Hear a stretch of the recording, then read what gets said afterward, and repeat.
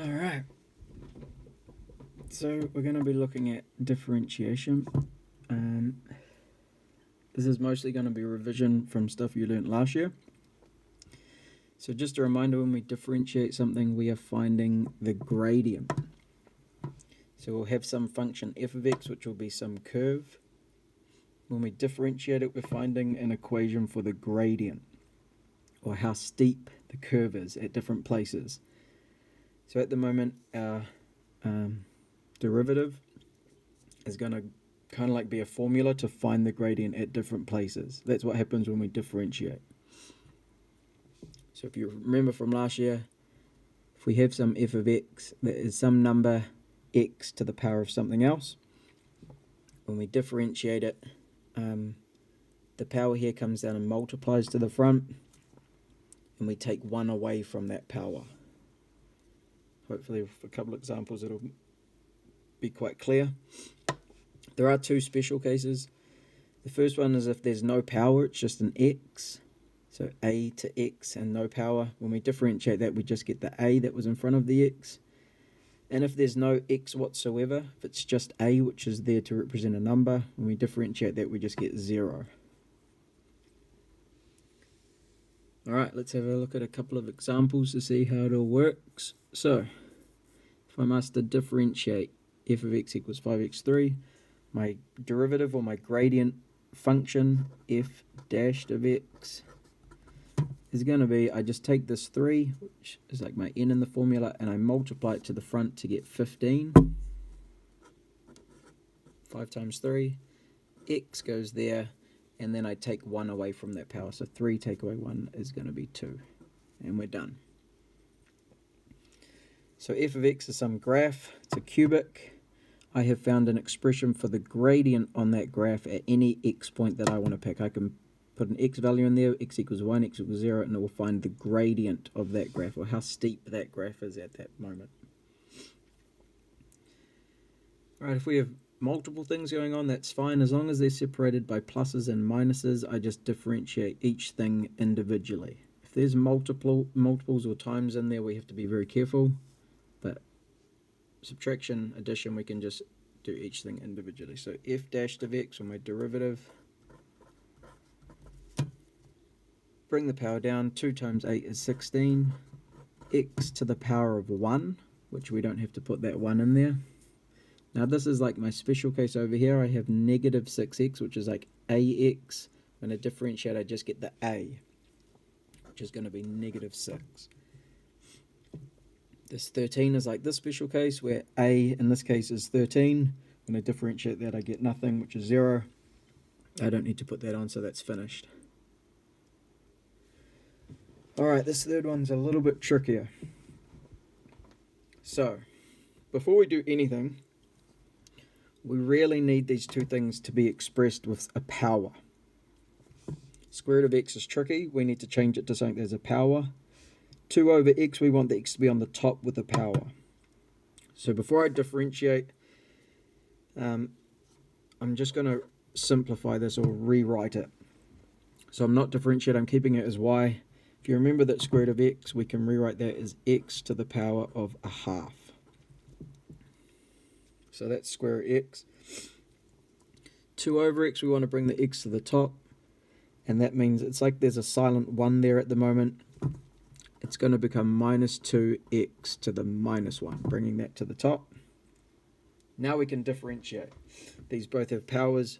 We're good to go. Remember, if it's y instead of f of x and y are essentially the same thing. They do have a minor difference and far away, but don't worry about that. At the moment, we just kind of treat y and f of x the exact same thing. They're a graph.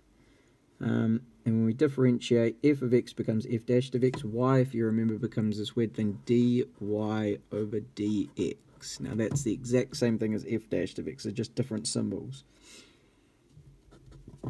So, differentiate x to the power of half. It's the same rule. The power's there. It's going to come to the front and lose 1. So it's going to become half x, and we need to do half take away 1. So we need a half take away 1. To do that, we can do a half, take away, we can rewrite 1 as 2 over 2, that's still 1. And then to subtract, then we do 1, take away 2 is going to be negative 1 over 2. So that's a half, take away 1, which is kind of common sense as well. So that's negative a half. And we have a negative power here, so this we have to be a tiny bit careful here. We multiply that to the front, negative 1 times negative 2 becomes positive 2, so a plus 2 x, and I have to take 1 away from negative 1. It's tempting to write 0 here, but negative 1 take away 1 is actually negative 2. And that is our derivative. The textbooks will often simplify this back to how it looked at the front, so I'll just rewrite it how it could be written. A negative power we could put to the bottom, so this could become 1 over 2x to the positive a half. And same with this one, can be 2 over x squared. And this one here, they could put the power of a half back into a square root sign. So they might write it as 1 over 2 square root x plus 2 over x squared. Let's do one more example and then we will finish this video.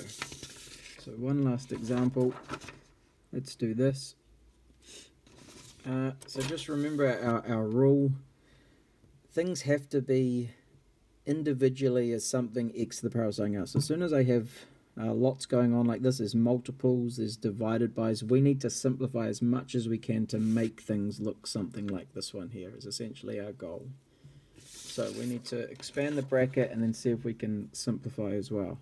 So again, before I differentiate, I'm not differentiating right now, I'm just rewriting this, so I keep it as y. I'm not writing dy over dx, keeping it as y. Expand the bracket, x times 3x, we get 3x squared. X times 2 is plus 2x. Negative 3 times 3x is take away 9x.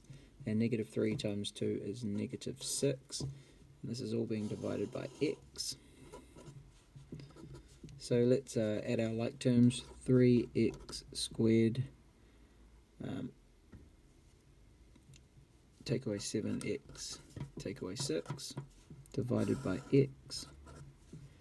And then we're going to divide everything through by x to get rid of that divider. We can't differentiate this, this, this, and this. It doesn't work like that. The rule breaks down as soon as there's division or multiplication.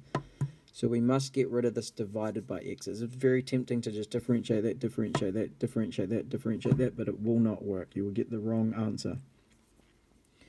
So we must divide everything through by x. I'm going to have 3x, take away 7, take away 6 over x. I'm going to rewrite this last bit how we did in that last example. I'm going to rewrite it as take away 6x to the negative 1, and this is all what y is. I haven't differentiated. All I've done is simplified that top expression, so this and this are actually the same thing, just written differently. And now I differentiate. There is a shortcut way. Instead of writing dy over dx every time, some people just write y dash. It's like we're differentiating, just like the f dash of x. So differentiating 3x becomes 3. Differentiating negative 7 goes to 0. Differentiating this, they're going to multiply together to make positive 6x to the negative 2. And that's our final answer.